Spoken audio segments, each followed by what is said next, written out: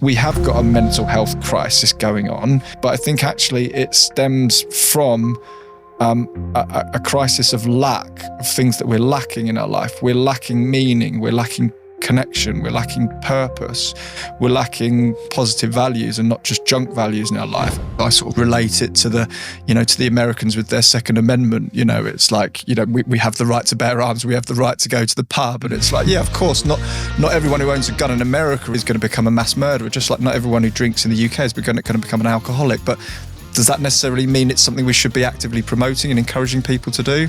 I'm not sure. It's fun.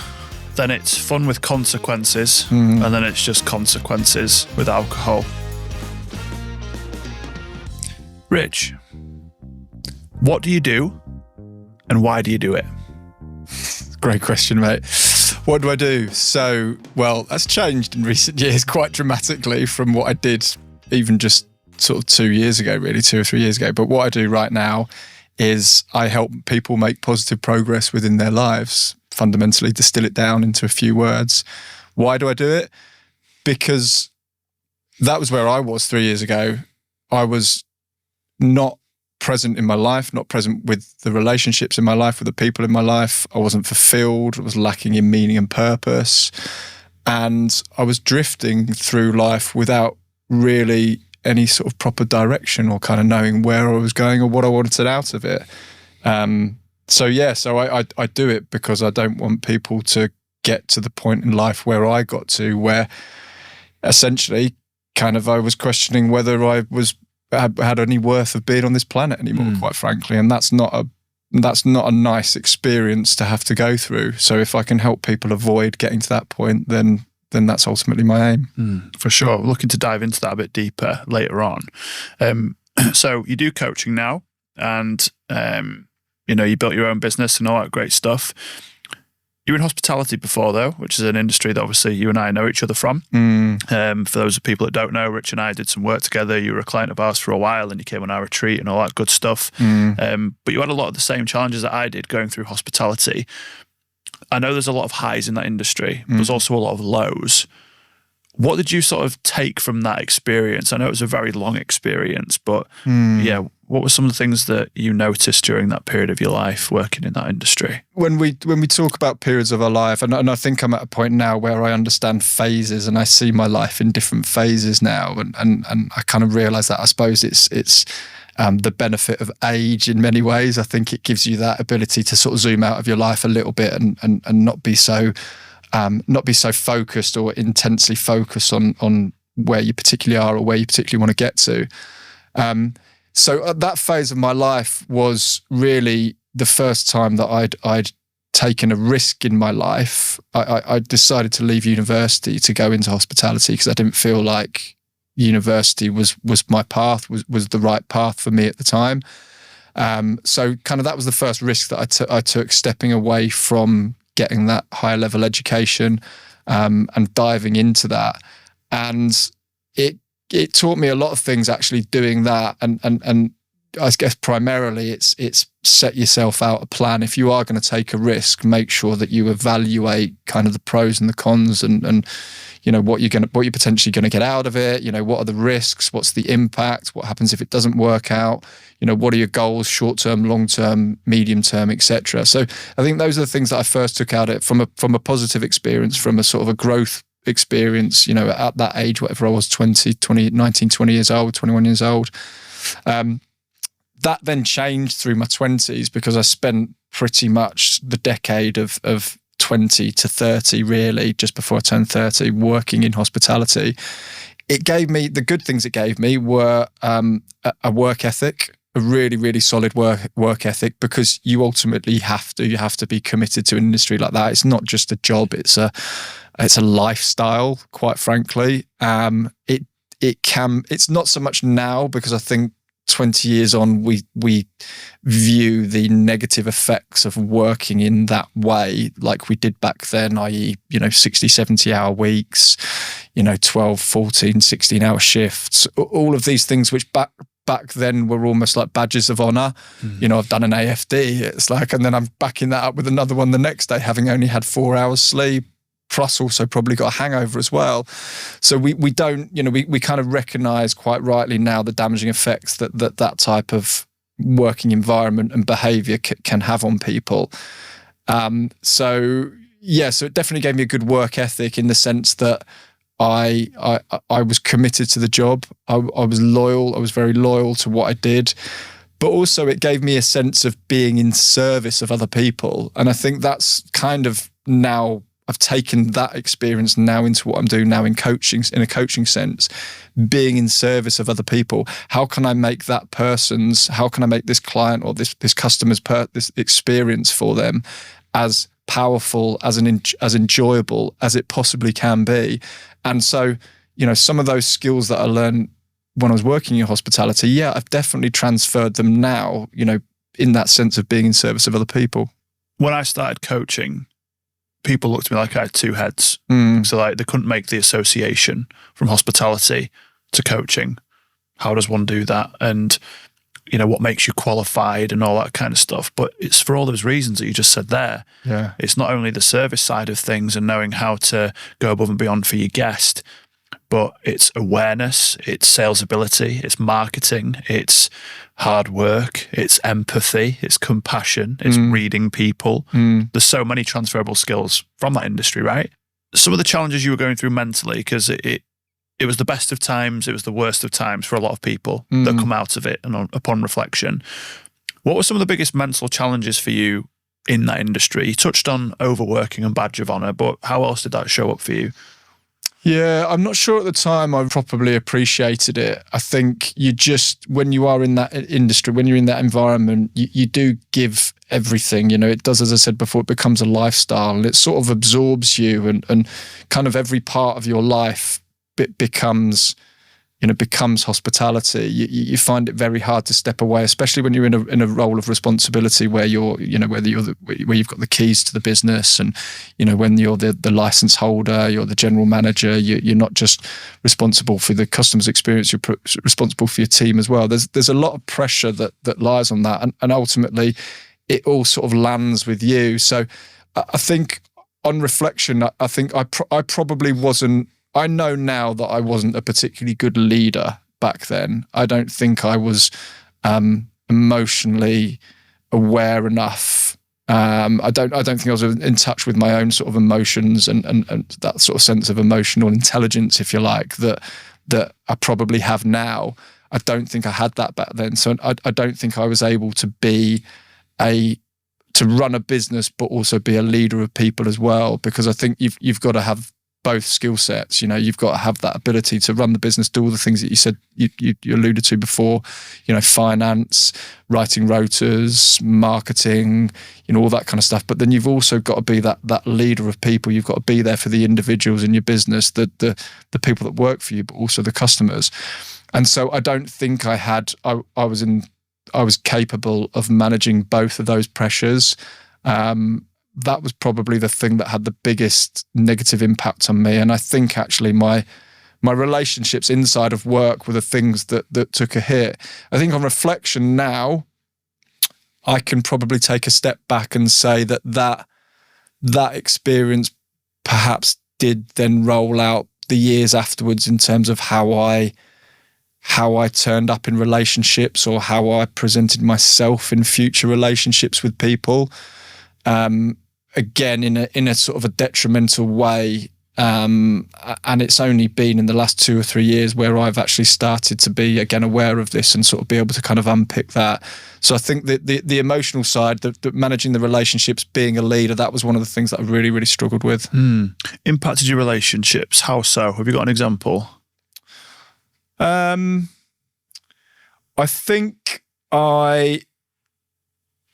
think since quite a young age, and I think it probably started then, the environments that I found myself in led to me having lots of acquaintances, so lots of relationships that were fairly surface level relationships, and for whatever reason, I perhaps didn't let myself go deep enough into those relationships.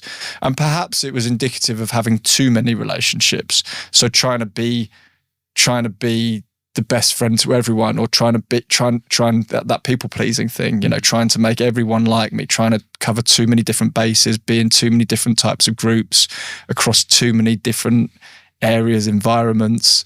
And I think that perhaps was then detrimental to the relationships that really should have meant more to me at the time, the close family, the immediate friends, and the things that I sacrificed in those relationships as well, the ones that should have meant more to me, were spending time with the people closest to me, sacrificing, family birthdays, Christmases, because I was in this other world. I was in this job that demanded a lot of me, but then also this lifestyle really that kind of took over in many ways as well.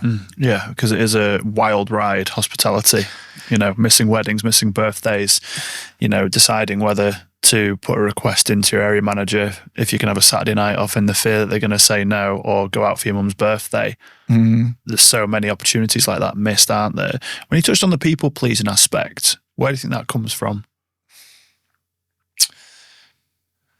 I think it stemmed from early days, not early childhood days, but probably secondary school, where that's when I can first recall trying the feeling, the sense of trying to perhaps be someone that I wasn't, because I wanted to have a relationship with someone or a group of people that I perhaps aspired to, but perhaps weren't really, now when I reflect on it, that perhaps weren't really aligned to my true values, my true self. But, you don't really understand that at that age. You're sort of 11, 12, 13, 14 years old. You're just starting to carve out, where you are, where you sit in your social circle, where you sit as a personality in the world. What are the things you like? What are the things you don't like? And I think I identified with people and groups of people and social circles, which I think now, if I had the same opportunity to, I probably wouldn't be attracted to those people. So I think being in that situation, not being able to recognize that it was perhaps detrimental, or it would lead to be detrimental to me in the longer term, meant that I immediately tried to be someone I wasn't, to be in with that crowd or be in with that group. And then that led to this sense of, trying to be someone that I wasn't really, trying to be a persona, come across as a certain persona or character to sort of fit in with that sort of group. And I think then that then sort of sits with you, doesn't it? That will stay with you for as long as you're prepared to, or not prepared to actually do the deeper work on it and recognize those things.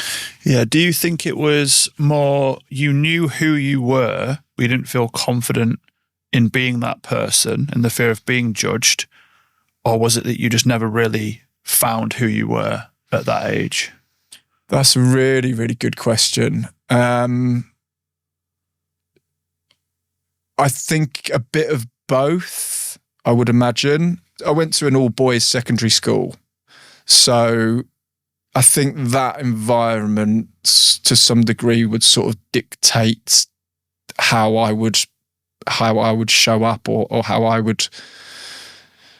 would expect myself or feel I should be, in inverted commas, be showing up in that environment. So I think there was a disconnect there from that, the person who I perhaps wanted to be a bit more, in connection with my emotional and feminine side, but perhaps didn't feel that appropriate in that environment. But then also an element of not really knowing at that stage. I think you don't really at that age, the idea of sort of pigeonholing people and at that age into doing things or signing up to things or taking subject matters, that perhaps can then dictate where the rest of their life or the next 20 odd years will go, I think is really difficult. And I can reflect back on that now because I've just gone through the process of totally changing my career, in my early 40s. And, that's been a challenge in itself. But it's, what I've realized is it's never too late to change that. But to be given choices where, it sort of almost dictates what you do for the next 15 to 20 years at that age, I think is really difficult. So I think it's a combination of both. The commentary that I see with most men that I coach in particular is they say, I've just lost my identity, Adam. Like, have you, or do you know who you are and you just don't feel confident enough to live it? And they're like, oh shit, yeah. Because if I asked them what their favourite film was, or what they find funny, what their political views were, they'd probably give me an answer. If it was, not to be published and no one could find out. That's who you are then. Everything else is a facade. And it's a mask. I think that a good reframe that I've experienced was, I used to frame it as I'm wearing a mask everywhere I go. And one of my coaches said, what if it wasn't a mask and instead it was a hat? And I was like, oh, fuck. Because for so long I was like, I'm acting different around this person, then different around this person. I don't even know who I am. He said, no, you know exactly who you are. But you have to wear different hats in different social circles. You can't act the same way to your son as you can to a CEO of an organisation. So your whole approach has to adapt. But the values can't shift. What you stand for as a man can't shift. And that's where it's different. That's where it does become a mask. And that's where it separates, which I found that really interesting. I can see that. A lot of these changes came off the back of a very big decision. Stop drinking alcohol. What impact did alcohol have on you growing up and throughout your 20s? I mean, it was ever present, really. Like, probably like a lot of people our age or my age. Sorry, you're not quite my age, but in their sort of 40s now, who perhaps grew up in the sort of the 80s and the 90s in the UK. I think, that sort of ladette culture was around. The sort of booze Britain culture. Booze was so sort of integral and woven into the framework of British culture, and it has been for many years for many different reasons. We look at the pub and the sort of British man's right to go to the pub. It's almost, I sort of relate it to the Americans with their Second Amendment. It's like, we have the right to bear arms, we have the right to go to the pub, and it's like, yeah, of course, not everyone who owns a gun in America is going to become a mass murderer, just like not everyone who drinks in the UK is going to become an alcoholic. But does that necessarily mean it's something we should be actively promoting and encouraging people to do? I'm not sure. I was around alcohol in a sporting sense from quite an early age. My dad played cricket and hockey and golf, so I was quite sporty. I wasn't particularly academic, so I ended up being in sports teams.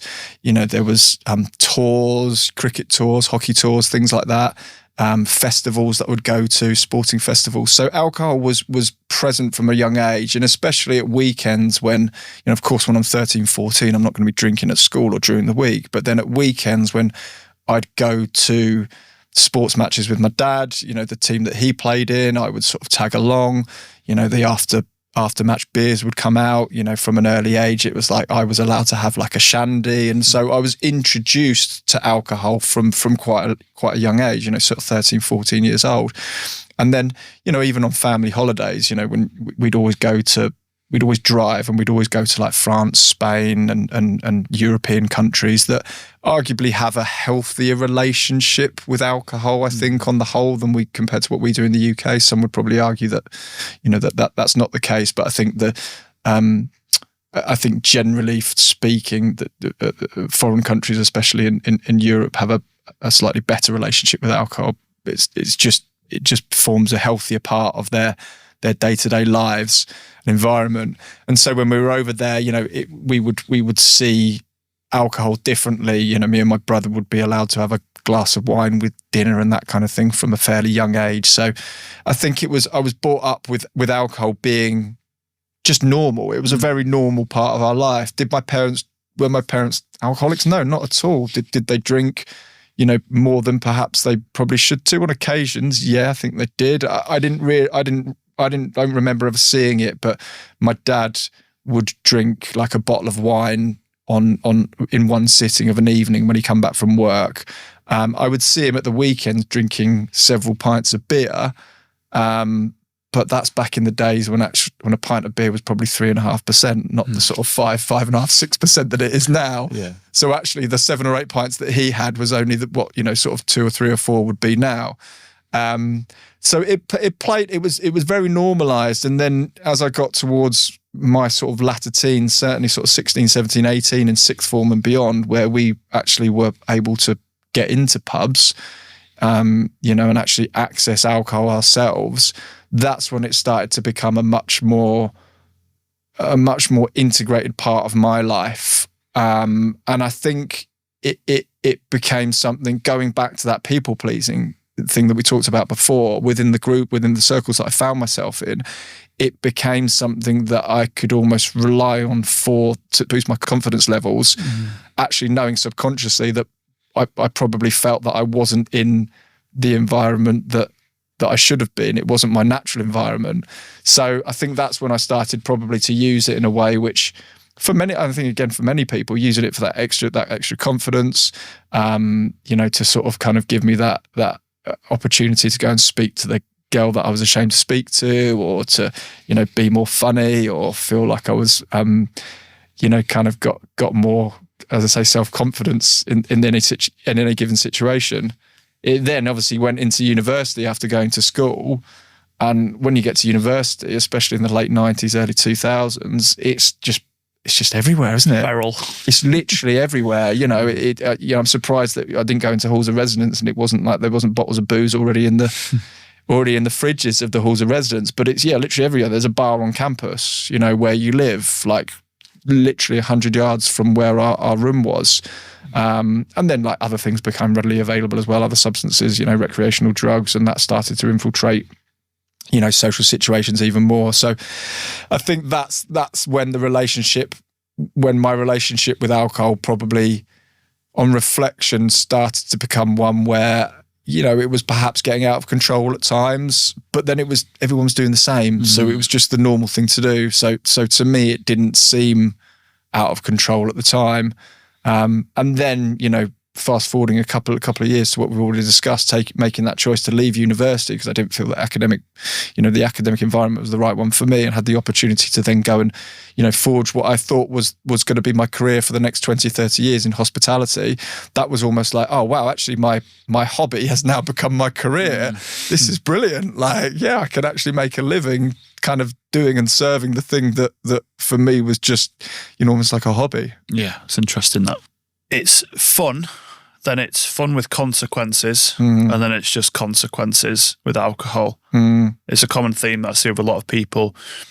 We do it because why wouldn't you do it? We're raised with it from such an early age. Brandy on the tooth.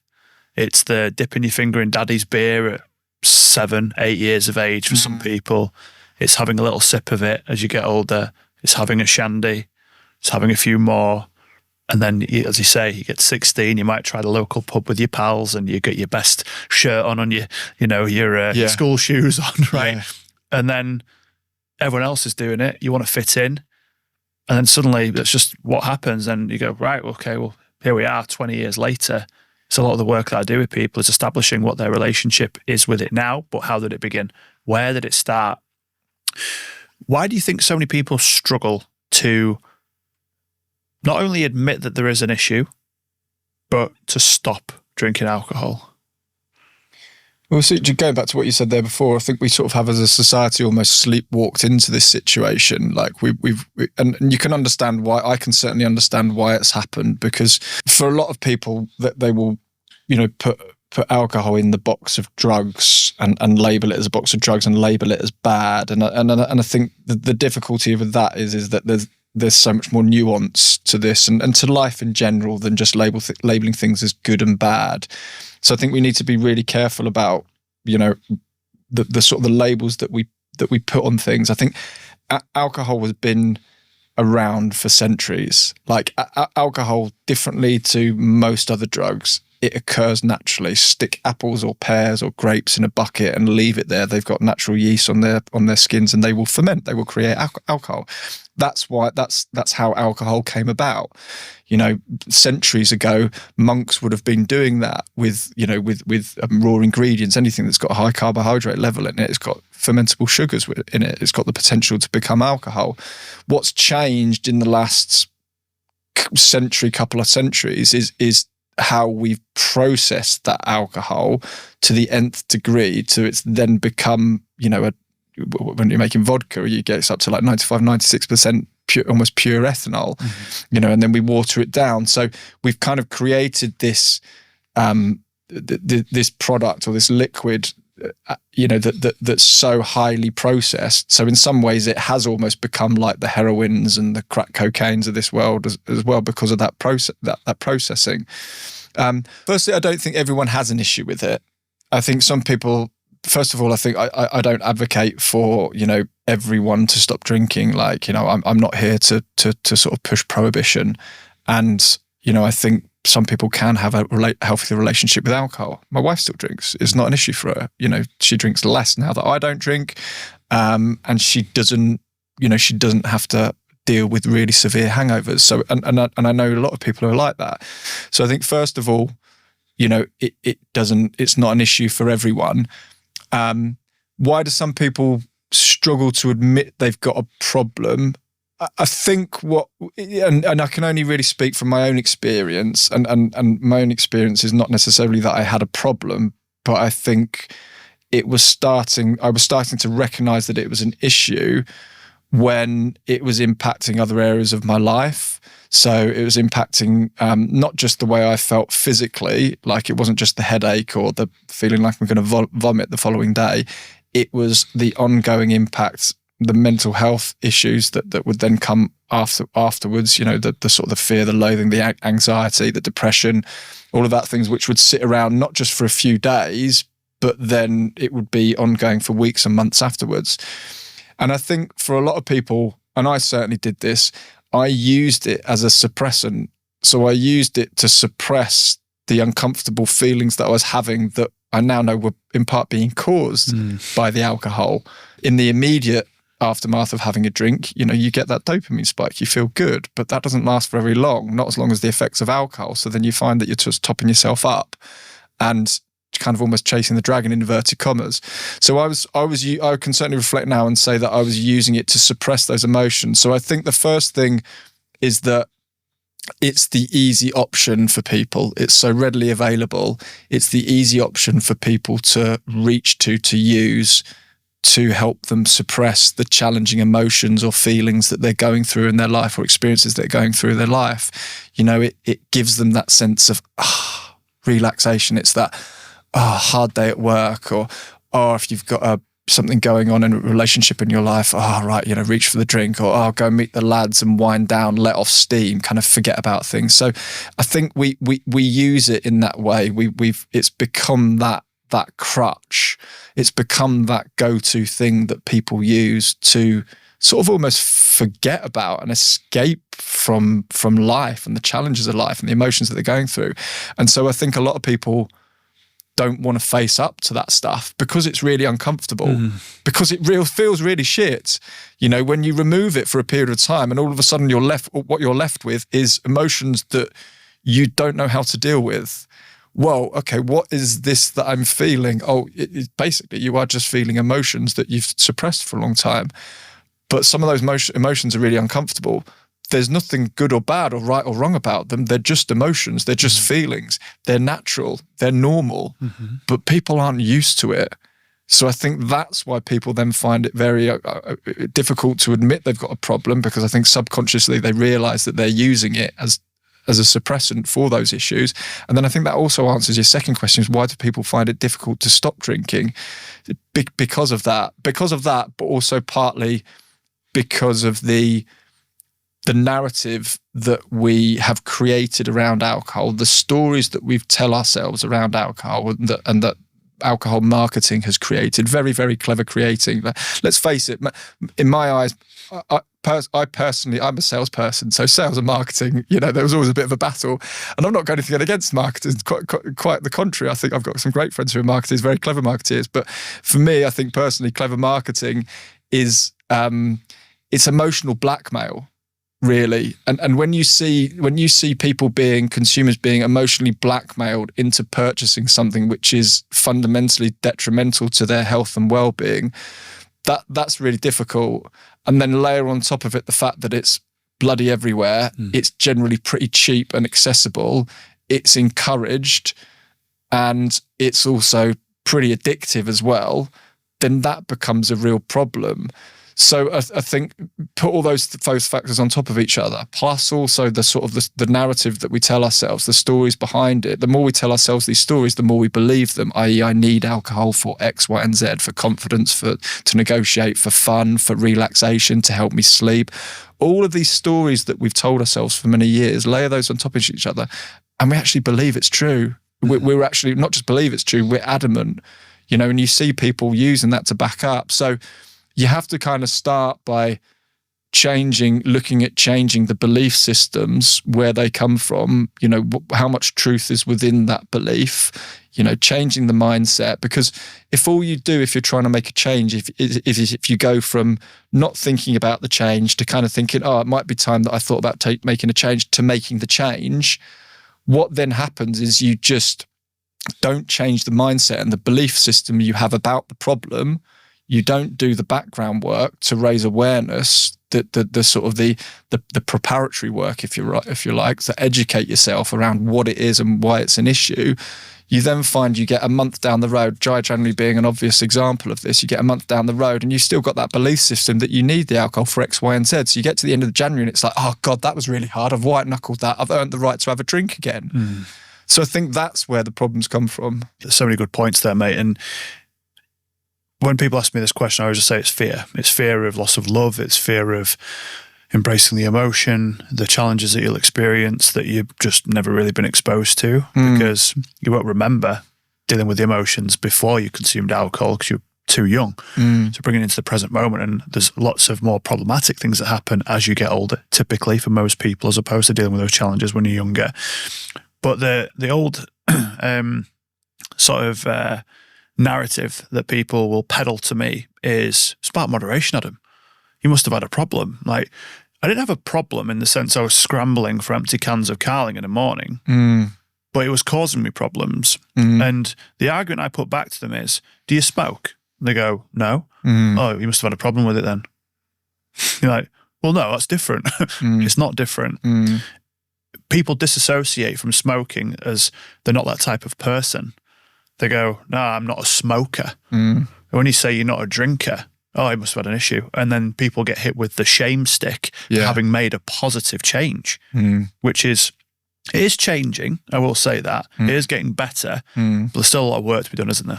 There's a huge amount of work to be done. And you make a really key point, and this is an analogy I've made a couple of times lately around sort of the differences and similarities between smoking. And when the alcohol industry says drink responsibly, like this is the sort of the advice. It's almost like their version of greenwashing it. It's like, anecdotally, oh, by the way, drink responsibly. Right, tick box. We've done our bit. We've told people to drink responsibly. We don't tell people to smoke responsibly. The reason we don't do that is because we know it kills people. We know it's a carcinogen. We know it's a class 1 carcinogen. It creates cancer. We also know that about alcohol now.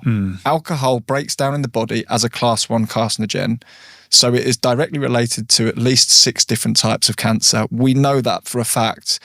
The difference between the two, we're not putting that on alcohol. We're not telling people about that. For whatever reason, and I think a lot of it is down to the fact that the alcohol industry has a big role to play and influence over a lot of the studies. So any of the studies that have been put out recently around the benefits, in inverted commas, of alcohol, all of those, I would say the vast majority of those studies have been paid for, funded by the alcohol industry. So as a prime example, take what's known as resveratrol, which is an enzyme found in grapes, red grapes in particular. Oh, right, okay, so you get resveratrol in red wine. Yeah, you do, but the tiniest little amount, meaning that the amount of alcohol you'd need to consume for it to have any positive impact, is completely negated by the fact that you're blowing up your neurochemistry with this toxin, which is the alcohol part of it. And also, the processing of the grapes has removed any of the other goodness that's in the grapes. Any of the vitamins that were once in there has been removed. So you've just got this tiny amount of this thing called resveratrol, which has been shown to have some positive impacts. But we're not talking about all the other stuff, all the other impact it's having, the effect that what it's having on anxiety, what it's having on low mood, on motivation, on what you consume, what you eat the next day, how you show up when you go back to your wife and your children, all of these other impacts. So yeah, it's a really interesting one. And for me, it's, as I say, it's not about prohibition. It's not about being anti-alcohol. Look, I've never said I'm never drinking again. Just right now, at this time in my life, I know I'm not going to drink today and I'm not going to drink tomorrow, because for me, I'm a better version of myself when I'm not drinking, and I know it has very, very little, if not no, benefit to my life and what I want to achieve right now.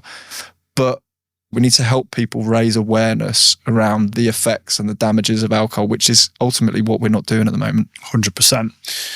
I want to take you back to March 22nd, 2022. Do you remember that day? March 2nd, 2022. It's probably the day when we started working together. It's the day when you messaged me on LinkedIn for the first time. Oh, was it? Okay, right, yeah. Okay. So I'm just going to read some of it out.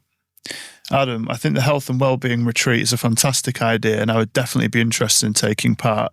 I know you've helped our mutual friend, and we have similar early career paths through ARC Desperation, so I'd really be keen to hear full details. My mental health has suffered in recent years, and I know that I need to take some positive actions to improve this. I've not drunk alcohol this year, which is a great start, but I'm committed to doing more, both for myself and the benefit of my family. So your mental health was struggling. In what way? Take me back a few years. Yeah. I can see it now, and I can reflect on it now and recognize it.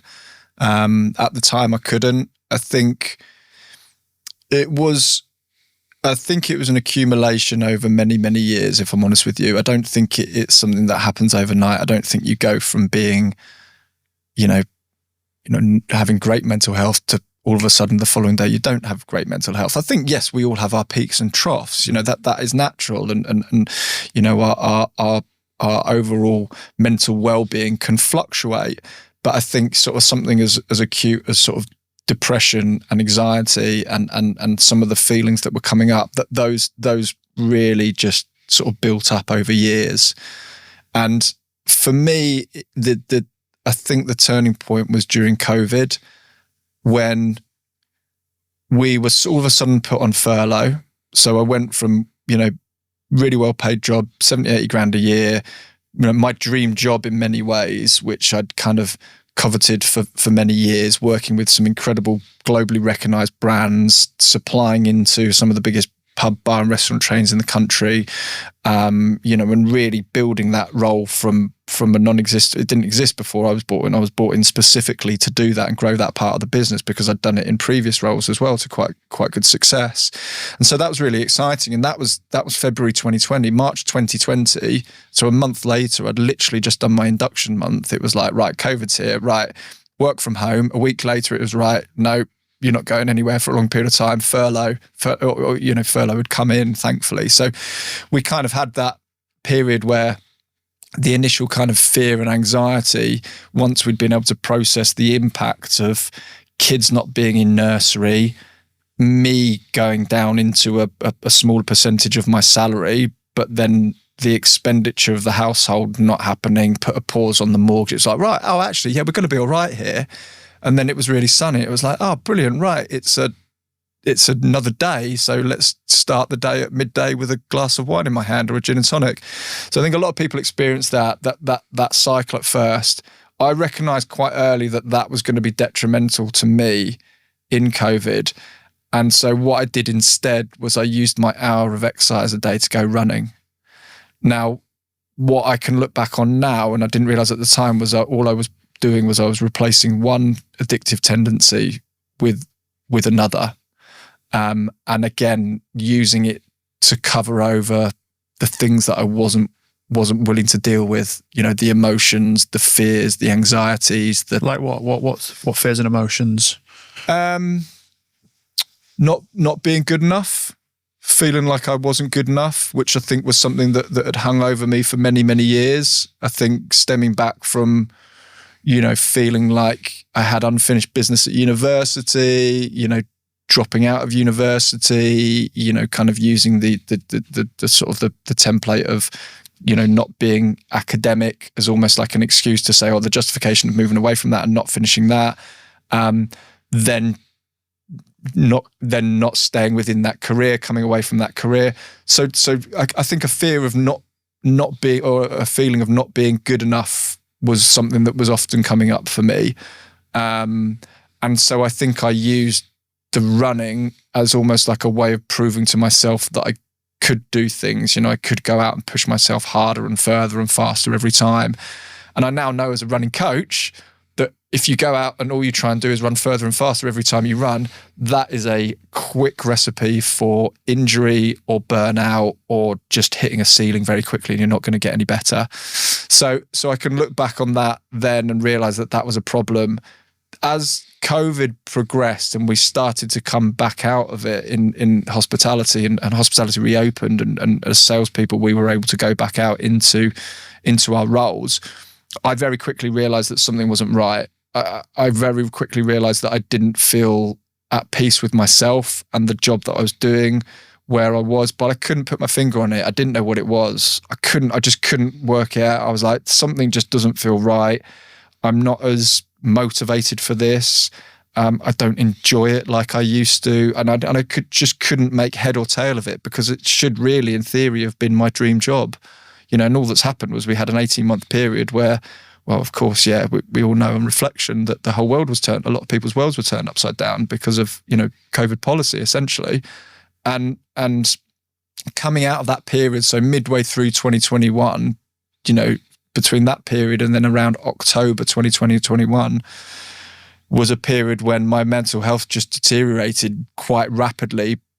Probably now I can look back and say because I was doing something that I didn't want to do. It had no meaning and purpose. It wasn't fulfilling me anymore.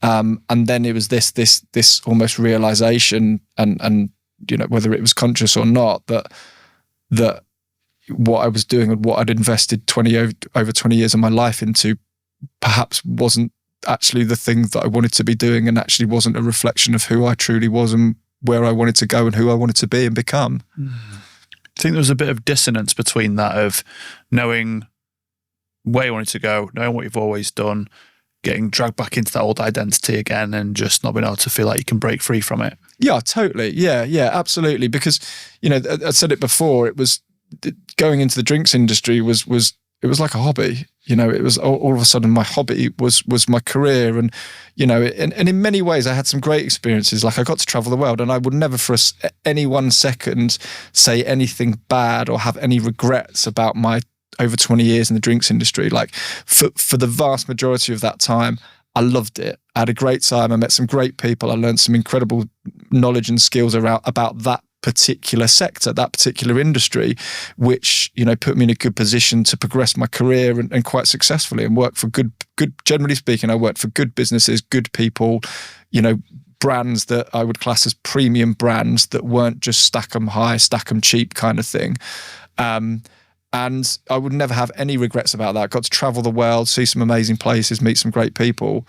But yeah, there was definitely a lack of willingness to accept that at that stage in my life, it perhaps was no longer where I wanted to be, or where I felt was my place to be. The challenge came not just in moving away from that, but trying to then unpick it all and work out. I kind of knew what I didn't want to do, but I didn't know what I did want to do. So where does that sort of leave you when I was 41 at the time. I've got 2 kids. I've got a mortgage to pay. I've got this job, this career that I've built up over 20 years, and I'm earning really decent money. I've got a great car. I've got a pension scheme. I've got bonuses. The lifestyle's pretty good. The employer was pretty flexible with work-life balance and all that kind of thing. It's like, right, am I about to walk away from all of this? And if I am, what am I walking away to? Because I have got absolutely no idea. Literally no idea. The changes that you did make going through the program were vast, and because you took it seriously and you really took the whole process in your stride. And then the retreat came about, and some of the breakthroughs that you had there. What do you think was so powerful about the retreat for you?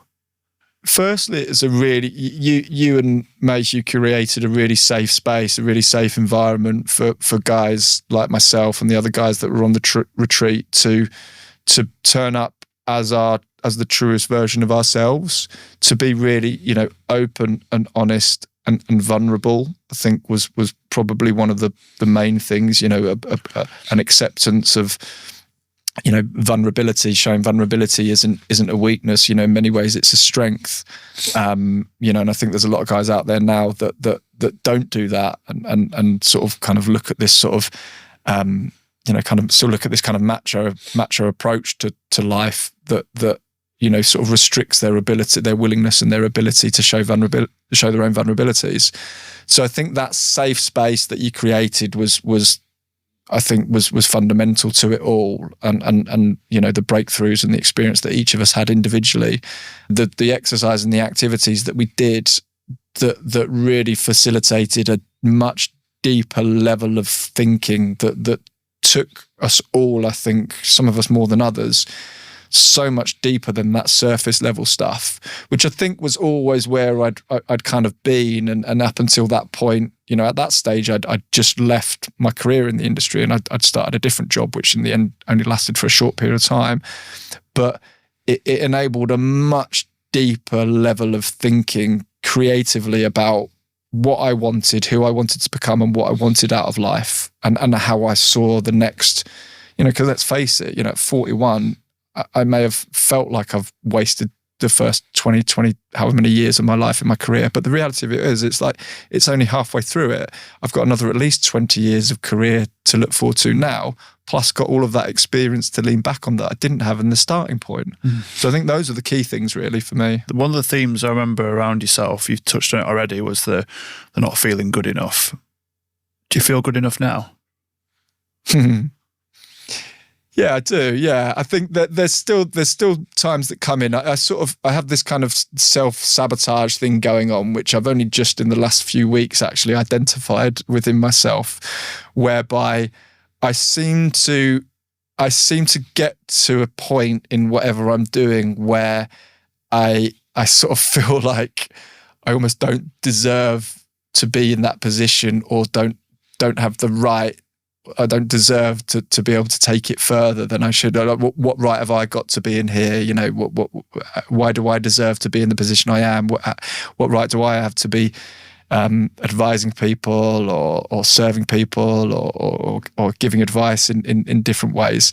So I sort of feel like that's still a little bit of me there. And the good thing is now I have a tool belt and a knowledge and a deeper understanding of how I can work through those things, and a lot of them just really come down to sort of limiting beliefs, and this kind of whole idea of mindfulness and the thoughts being clouds and they come and go, and we are not our thoughts, and all of the stuff that we talked about sort of 2 years ago now, really, which was really the sort of starting point to this kind of this journey that I'm on now. Do you think the struggles and the challenges that you've experienced over your life has pushed you towards helping others and wanting to free them from their own pain?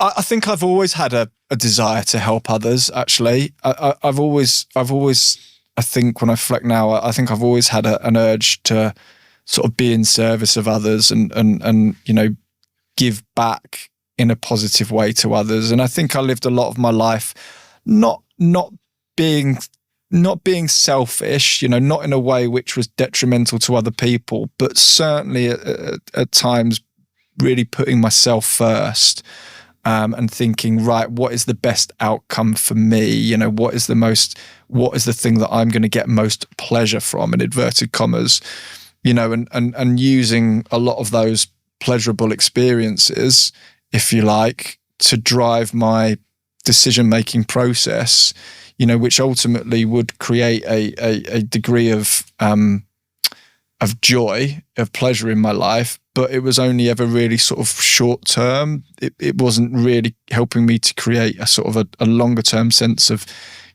happiness and fulfillment, really, which I think is the more important thing, which is now what I tend to focus on more so. It was, it always very much, right, what now? What do I want now? What do I need right now? Right, what's the next job opportunity that's going to pay me more money? What's the next best car that I can get? What's the next holiday that I can go on? What's the next opportunity I've got to go to the pub with the lads and get pissed?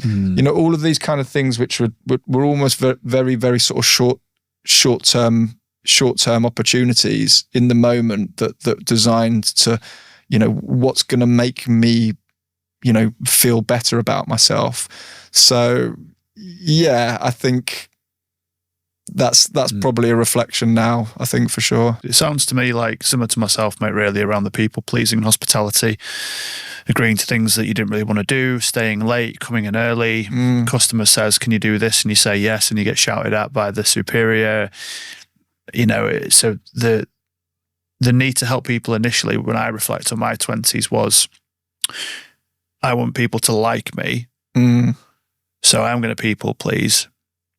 And then now it's coming from a point of service, because I embrace all of who I am, good and bad. Not everyone's going to like it, and they don't have to like it. As long as I like it, as long as I like me, And the phrase that I love is just never stop becoming, because it kind of falls under the same umbrella as grateful but never satisfied. I'm super grateful for everything that I have, but I'm not satisfied with what I have. I always want the little bit more and a little bit more, but that can come at a cost.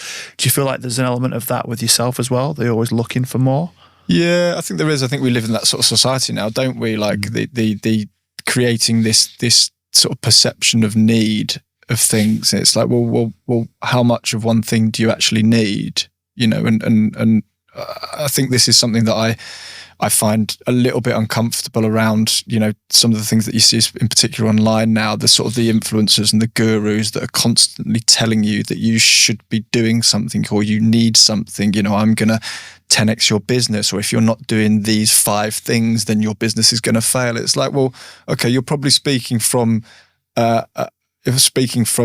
from a place that was relative to you and what you've achieved, but it's not necessarily relative or relatable for someone else in their situation. So, yeah, I do think there is this sense of kind of creating an unnecessarily desire or need or a want to have things like material things. And when you break it down, you kind of say, well, if you look at, say, money, financial income, financial wealth.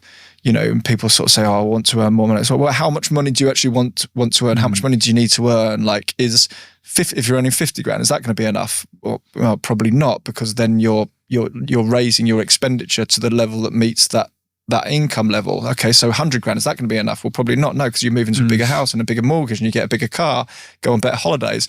Okay, well, 500 grand, does that mean it? Yeah, it does, until a point. Then it keeps on going in this cycle. And the reality of it is, the research has been done where I think you get to about 70 or 80K, and actually the exponential growth of fulfillment and life satisfaction tails off.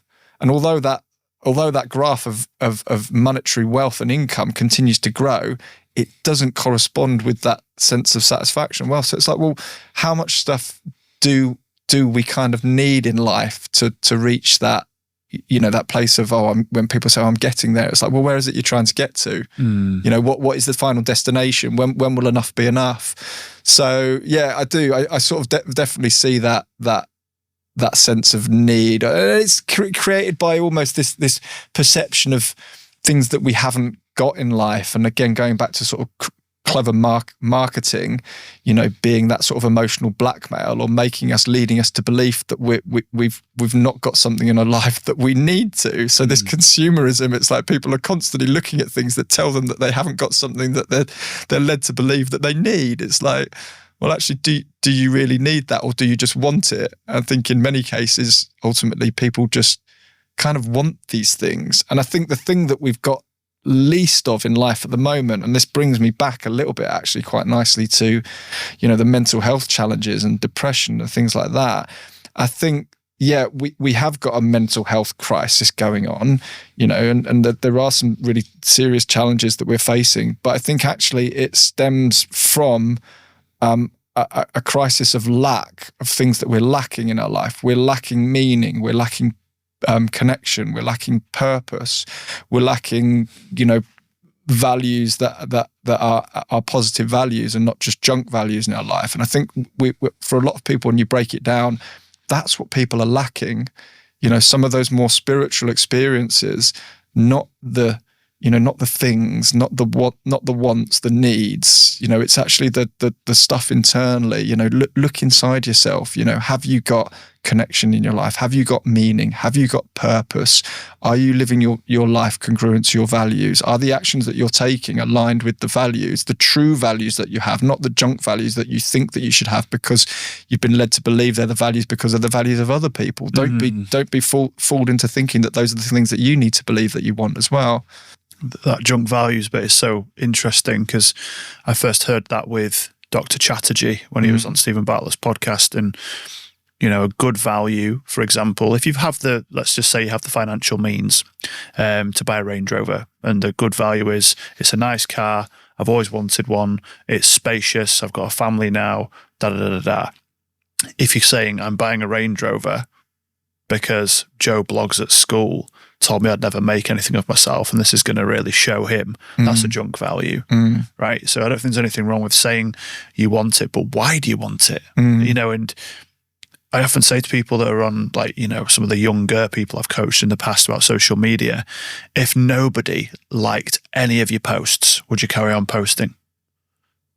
Well, no. Why? Well, because I'd get sick of it after a while. Okay, so you're addicted to the dopamine. Because you feel like somebody opening up an application and pressing a heart button or a like button defines your worth. So you're putting all of your happiness and all your focus in not only external things, but what people may or may not do. And it's such a dangerous precedent to follow. And something you mentioned there as well about that, like, destination happiness. You know, when I achieve, then I'll feel. And I'm just going to read out a passage from the Daily Stoic that I read this morning, which is so on the money with what we're talking about here. So, it is quite impossible to unite happiness with a yearning for what we don't have. Happiness has all that it wants, and resembling the well-fed, there shouldn't be hunger or thirst. Epictetus. And the passage underneath by Ryan Holiday. I'll be happy when I graduate, we tell ourselves. I'll be happy when I get this promotion, when this diet pays off, when I have the money that my parents never had. Conditional happiness is what psychologists call this kind of thinking. Like the horizon, you can walk for miles and miles and never reach it. You won't even get any closer. And people say to me every day, you know, I'm on the path. I've fallen off the track. I'm off the wagon. I can see the light at the end of the tunnel. You know, as you said there, getting there. Where's there? I want to go because everyone sounds ripped and everyone sounds loaded. You know, like, oh, I'm in quite good shape, but I'm not there yet. And where the fuck is there? But what I'm really hearing is that people are in pain.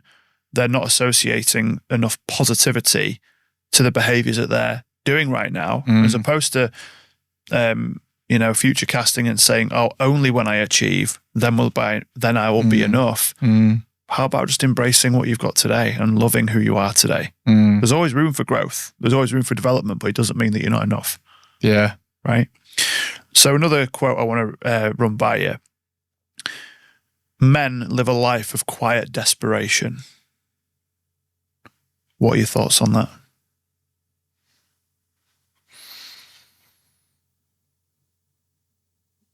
I think there's some truth in that.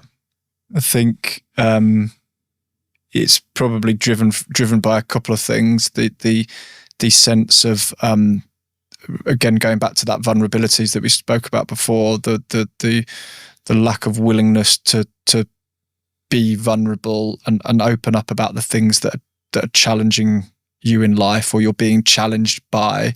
You know, it's like I did a post on LinkedIn the other week because stuff just got on top of me a couple of weeks ago, and you know, it's just life being lifey. You know, trying to juggle a business, trying to combine self-employed coaching work and setting up my own business with doing work part-time at a charity, which is working with people with lots of really complex needs that are driven by addictions and who are in recovery and trying to help them get jobs. Plus also doing a bit of consultancy work to bring in some extra income. Plus I've got 2 children, a pretty demanding, challenging age, you know, just with the amount of stuff that they've got going on. Plus I've got my own relationship with my wife, which, you know, sometimes doesn't feel like we have a relationship because of everything that's going on in life. Plus I'm also training myself for various different races and runs and marathons and things like that. So I kind of got to a point where I just had a bit of a meltdown, and like I just had a call with my parents, and I just burst out into tears on the phone to my mum. And like on reflection, and at the time, it kind of felt a little bit embarrassing, a bit like, almost a bit of shame. Like I was a bit ashamed that I responded like that, And actually Theo, my son, came into the kitchen whilst I was having a cry, and he asked me what I was crying about. And I just said, at the time, oh, I'm just feeling a bit sad at the moment, just struggling with a few things. We talked about it a couple of days later, actually. I said, oh, do you remember seeing me when I was crying in the kitchen? And I asked him, what he thought that was about. And we talked about it quite openly and honestly. And I sort of, we had a really good conversation about it, because I think it's important that he recognizes that, that's not a bad thing. Everyone cries, everyone has the opportunity to cry and let out their emotions, and they should do, because if we let them build up, then that's never going to be a good thing. That spills over or bursts out and manifests itself in ways that's not going to be beneficial to everyone. So I think, that there is definitely that sense of guys keeping things in and not being true to them, true to their emotions. Quiet desperation. Whether there's desperation, I think the quietness I get, the desperation part, I'm not sure. Maybe there is an element of desperation for some men. I suppose some men are desperate to be the person that society expects them to be. That's probably where the negativity comes into it. Trying to be someone that you're not, or trying to be someone that other people expect you to. Again, it kind of goes back to this, this concept of being happy and comfortable with who you are. What does the opinions of other really matter? And I think that's probably what it relates to. But yeah, quiet desperation. I agree to some degree, but I think it is becoming more acceptable, thankfully, now for guys to be sort of open and honest and show their vulnerabilities. I think that moment you shared with your son is such a beautiful moment, because you were raw and open, honest with him, and he'll see that. And I think that the work that you've done is going to allow him to feel without feeling like he's being judged or fixed. Mm. And that's a gift, not because you didn't get it because your father's the problem, it's society's problem. Mm. My father was definitely different, to that. It wasn't a case of man up, son, and toughen up. It just sometimes it wouldn't be anything, and I think that because of his father and how he was and so on and so forth. But being able to provide that for Theo is, I think that's a beautiful thing, mate. Sure. Awesome. So what's next for you? What are you working on? Well, I've had to kind of go through this process of unpicking identity, from before. I sort of hit on it a little bit before, how, when I made the decision to move away from that old long-term career, I knew what I didn't want to do, but I didn't really know what I did want to do. And then, working with you and May Hughes helped me sort of, over the last couple of years, sort of unpick some of that and lay some foundations towards creating something which, ultimately is much more aligned to my values, and again, I've done this work over the last couple of years around my own personal values. What is it? How do I want to live my life? And I've sort of distilled those down into three sort of pairs of values, if you like, and they're the values that I live personally, but also I live the business by as well, which is Clean Break, which is the lifestyle brand that I've created. And those are to be open and honest, to seek opportunity and adventure, and to respect and inspire others. And I think those three pairs of values really cover kind of everything that I'm trying to do, on a personal level, but also on a kind of career level at the moment. So I've created a brand. I've created Clean Break, this lifestyle brand. What it was meant to be and what I thought it would be when I first launched it is very different to what it is now. It started life as an alcohol-free beer brand. Luckily, at the time, and I don't think I really sort of appreciated this at the time, but now I can look back and feel grateful that luckily I created it so that it could be more than just an alcohol-free beer brand.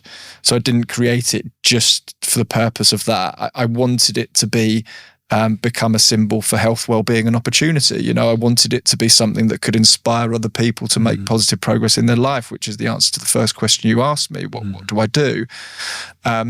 It circumstantially really meant, you know, the first year of trading was really challenging. And for one reason or another, I wasn't able to scale that part of the business to a point where it was financially viable for me to be doing, you know, as a standalone entity. And essentially I ran out of money and I went back to work part-time for the charity to bring some consistent income in. That then limited my time, which, you know, meant that I wasn't able to keep doing the beer at the time. So that's had to be parked. Luckily, in that period, I also had the sense to kind of give myself a backup plan, and in part inspired by, you know, my engagements with you and Mayhew, you know, the coaching that I'd received from yourselves sort of led me to thinking, well, actually, maybe this is something that I can do. I'd always enjoyed sharing knowledge with other people throughout my career, and I always felt like I was I'm reasonably good at sort of, you know, addressing people, whether that's on a one-to-one or on a group basis, and sort of sharing knowledge and experience. So that led me to this idea of retraining as a coach, which is what I did for 6 months of last year, in the middle of last year, whilst I was launching the beer part of the business. It so transpires now that having paused the beer 6 months ago, made that difficult decision that actually that was taking away more of my time than was actually returning from an investment perspective, that actually I was better off investing my time in something else. And it just turns out that actually coaching is the thing that now I'm leading with. So that's what I'm doing at the moment. That's what I'm focusing on definitely for the next 12 months. The beer is still there. Like, you know, I've created a brand. I've got all the logistics. I've got everything ready. I can almost flick a switch, you know, from a production basis. And also I've got all the learnings and knowledge of the mistakes that I made in that first time to lean back on and hopefully not do those again, and do it even better when I do relaunch.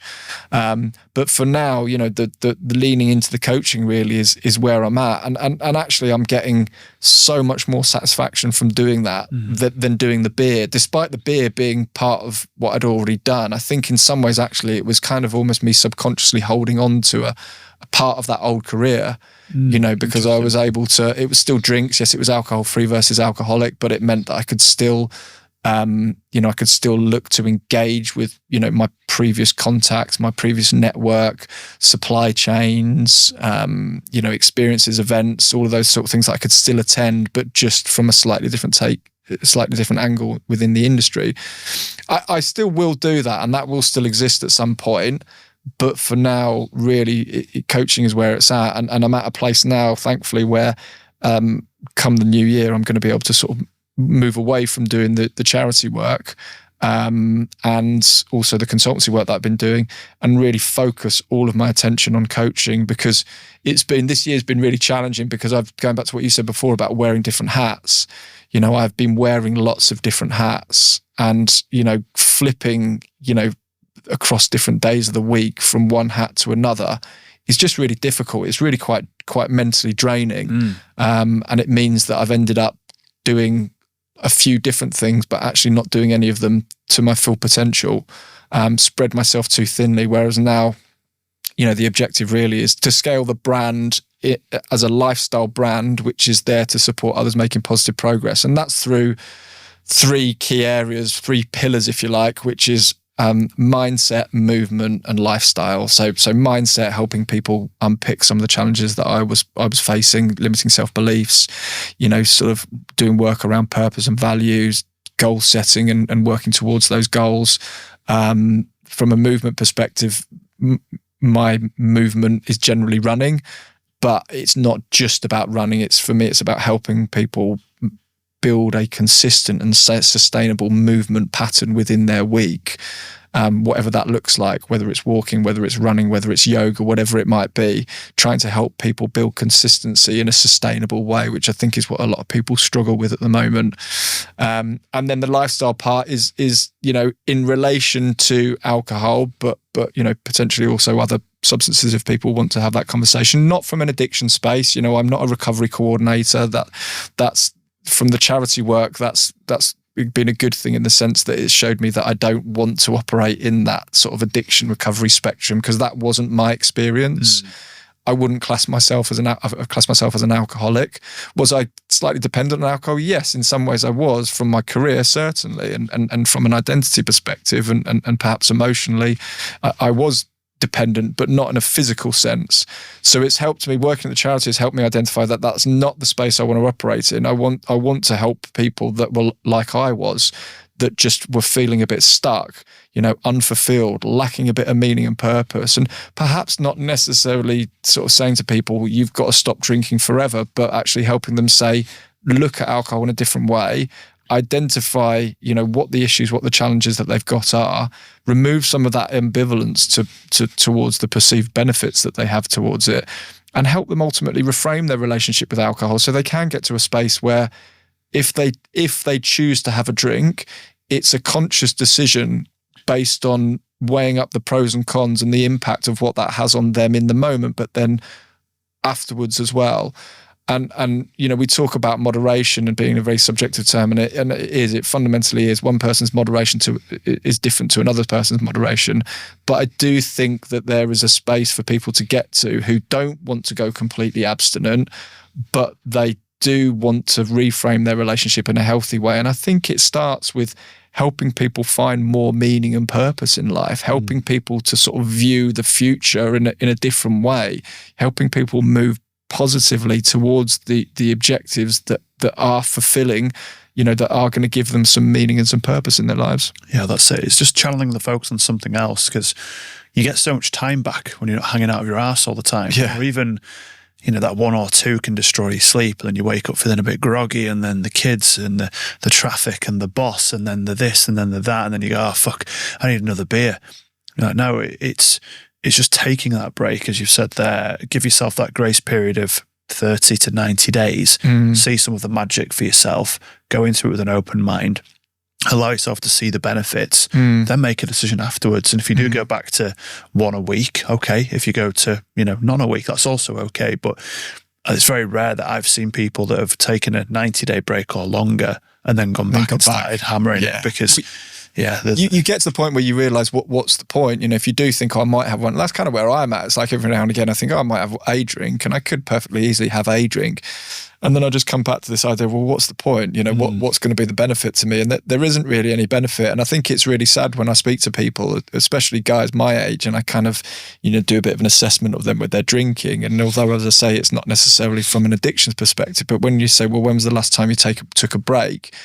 You kind of just get this blank look and a shake of the head. And it's like, what, a week, couple of days, maybe at best. Since when? Since they were 16, 17, 18. Yeah. And so if you're in your 40s, that's a quarter of a century that you've spent drinking consistently, whether it's 1 glass or 10 pints, you still got alcohol in your system consistently, because it stays in your system for up to 48 hours and still continues to have that effects even longer, the psychological effects. So I think it's a real shame that people make this comparison, this assumption of sobriety and being alcohol free and taking a clean break, as one thing, when they've got no basis of comparison. It's like, well, how do you know? How do you know what it's like to be optimized, to have more energy? If you've never done it. If you've never done it, how can you compare what your life is like now? So people, like a lot of my friends say, not drink is boring. They have this sense, they have this belief, and it's so ingrained that not drinking is boring. And I see it in the WhatsApp groups. It's like, within a couple of days of them having a break, it's like, I'm so bored. And it's like, well, that's your perception, that's your belief that you need alcohol to entertain you, but that's because of the things that you're doing. And if you're happy doing that, if you're happy going through your life doing that, and that's what you want to do day in, day out, week in, week out, and that's what brings you joy and fulfillment and happiness, then each to your own, so be it. But there's so many guys out there that know deep down, some of them perhaps being more open about it now, but a lot of them just deep down inside, they know. And that's where I was 3 years ago. I knew that there was something that just wasn't quite sitting with me. It just wasn't serving me. I honestly think if you got, let's say, let's go really stereotyped here just for a second. The Jack the lad loves his football, goes to the weekend, 10 pints on a weekend, 2 pints, 3 pints every night, yada, yada, yada. I honestly believe if you asked every single person, if every single one of your friends stopped drinking, you didn't have to drink anymore, would you still do it if you could channel your emotions in a healthy way? I honestly believe everyone would say yes. I think it's the fear of the emotion, but I also think it's the fear of being ostracized and loneliness. And loneliness is a separate epidemic, which is a conversation for another time, I'm sure. We'll put all your information in the show notes, mate, about where to find you on socials and all that good stuff. To finish here, what does being on your A game mean to you? I go back to this thing that I mentioned before about the amount of nuance that's in life, that I think we've lost the ability to recognize nuance in life and balance and I think to sort of make a statement like, being on your A game is this or is that. I think it's just, turning up and being the person that you want to be, that you can be, as often, as consistently as you can be, through whatever that means to you, whether it's starting a business, whether it's having children, whether it's showing up for your kids, whether it's going and doing ice baths every morning, whether it's meditating, whether it's going out and training for runs. It's being consistent about the person that you want to show up and be for you and the people immediately around you. That's for me, that's the A game. Love it. What a fantastic answer. Rich, thank you very much for your time today, mate. It's a pleasure, mate.